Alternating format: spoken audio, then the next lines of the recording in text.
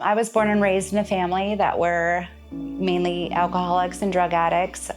So a lot of my childhood was watching them get drunk or high. My mother passed when I was 15, so I was forced to live with my abusive father.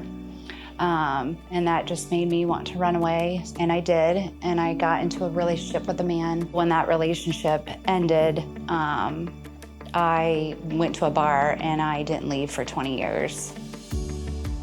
That resulted in me going in and out of prison for those 20 years. And then in 2020, I was paroled to the Beacon.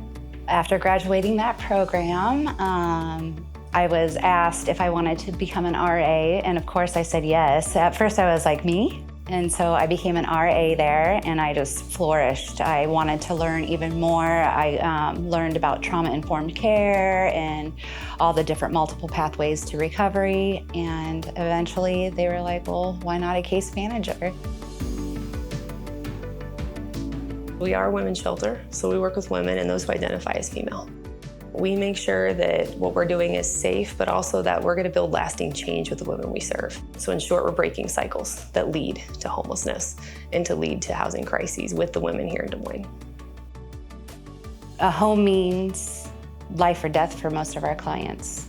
Just your own space to be sober, to be vulnerable, to be anything that you want to be and still move forward.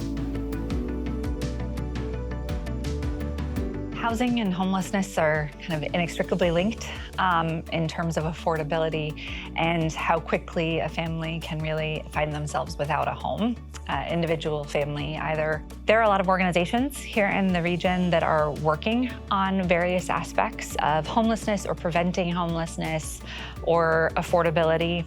And so that's exciting to see. But absolutely, we have seen the stressors through the region as house prices continue to rise, as rents continue to rise. And when you can barely afford your rent, you definitely need help buying groceries. And so we're just continuing to see additional follow-on needs. This is a regional challenge that housing for Central Iowa is regional, and it's all tied together, and it's all parts of the community. All jurisdictions are affected by what's going on in the housing market. And I think as we think about that, we need a yes mentality, thinking about how do we reimagine housing? How do we reimagine the regulatory process? How do we reimagine the challenges around housing, and that we have all aspects of the community saying yes to this, that this is a regional and we want to find solutions around there.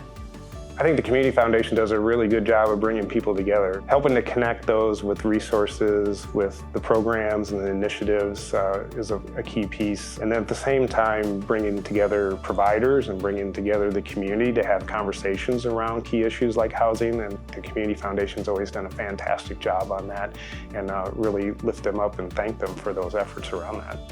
The Community Foundation has been a great facilitator, convener of groups, and getting everyone around the table has been very supportive of that. And so I think we are being innovative and creative through the region and really trying to work together.